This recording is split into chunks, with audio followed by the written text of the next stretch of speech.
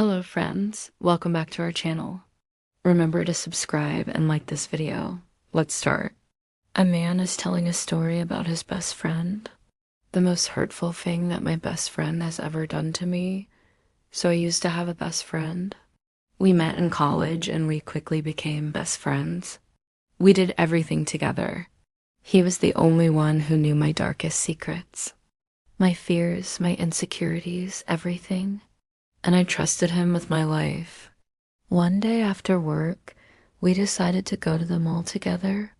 As we were walking through the mall, we saw an advertisement for free samples of protein powder and muscle pills. Just for fun, my friend and I decided to go and try them out. Little did we know that those protein samples were laced with some really strong sleeping pills. As soon as I drank that sample, I started feeling very sleepy. I tried to tell my friend that something was wrong, but my words were slurring together and he couldn't understand what I was trying to tell him. Suddenly, I just couldn't keep my eyes open anymore and I passed out right there in the mall.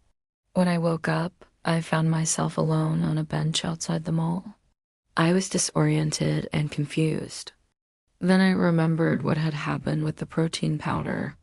I quickly checked if I still had my wallet with me. It was gone. Someone had stolen it while I was passed out. And who would have been close enough to steal it? You guessed it, my so-called best friend. He had run away with my wallet and now I was left with nothing. I was so angry and hurt. Why would my own best friend do this to me? What had I done to deserve this betrayal? I never thought that someone that I trusted so much could hurt me like this. I still remember the look on his face when he was taking my wallet. He looked so innocent, and I was too weak to stop him. It was like watching my whole world crumble down around me. At that moment, I felt completely alone and abandoned. I didn't know what to do or where to turn to for help. The worst part was that I knew my best friend would never apologize or admit what he had done. He would never take responsibility for his actions. Instead, he would probably blame me for being careless and not paying attention. And sure enough, when I confronted him about what he had done, he acted all innocent. He denied stealing my wallet and said that he had no idea where it could be. I was furious, but I couldn't prove anything. I had no evidence that he had taken my wallet. In the end, I let it go, but the memory of that day still haunts me. It was a painful reminder of the kind of person my best friend was and the kind of betrayal I had experienced. Even today, I still can't understand why he would do such a thing to me. I mean, we were best friends. I had trusted him with everything, and he had repaid that trust by stealing from me. It's hard to believe that someone could be so close to you and then betray you in such a cruel way.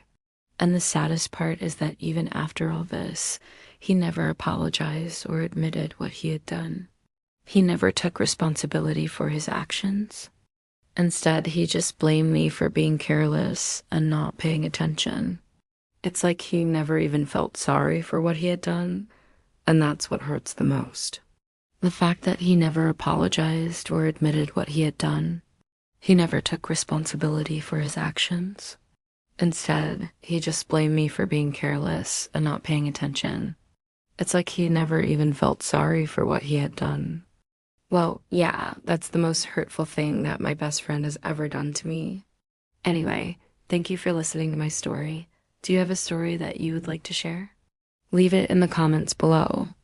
And don't forget to subscribe and hit the like button. See you next time. Another story, The Two Friends. A long time ago in a small village, there lived two close friends named Tom and Jerry. They did everything together and never fought or disagreed on anything. One day, Tom and Jerry were walking home from the market when suddenly Jerry turned to Tom and said, "I haven't told you something important." Confused, Tom asked, "What is it?"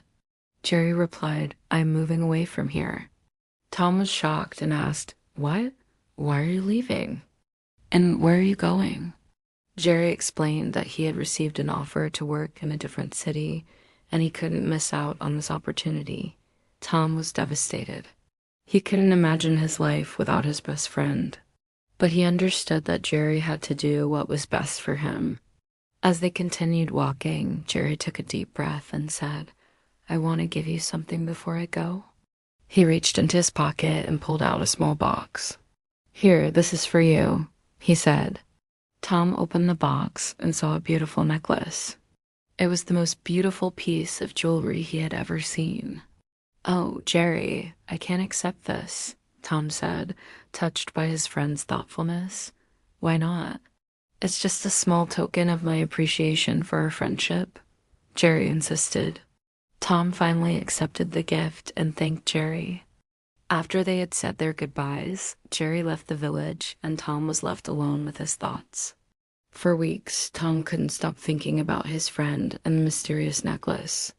One night, Tom was awoken from his sleep by a loud crash. He got out of bed and went to investigate. To his horror, he saw that the necklace had turned into a snake and was slithering around his room. Tom screamed in terror and tried to kill the snake. But the more he tried to hurt it, the bigger and stronger it became. Finally, exhausted and scared, Tom called out for help. Suddenly, a strange man appeared in the doorway. "Who are you?" Tom asked, startled. "I am the guardian of the forest," the man replied.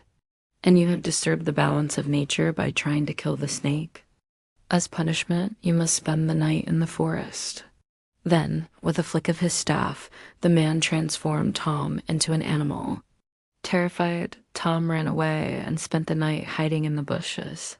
The next morning, Tom was found by a hunter who took him home and nursed him back to health. When Tom regained his human form, he realized that he had learned an important lesson about friendship and nature. He had been selfish to keep the necklace for himself, and it had caused nothing but trouble. From that day on, Tom vowed to never disturb the balance of nature again. And he never forgot the valuable lesson he had learned from his best friend, Jerry. So friends, these are some stories about friends. If you like it, please subscribe and comment.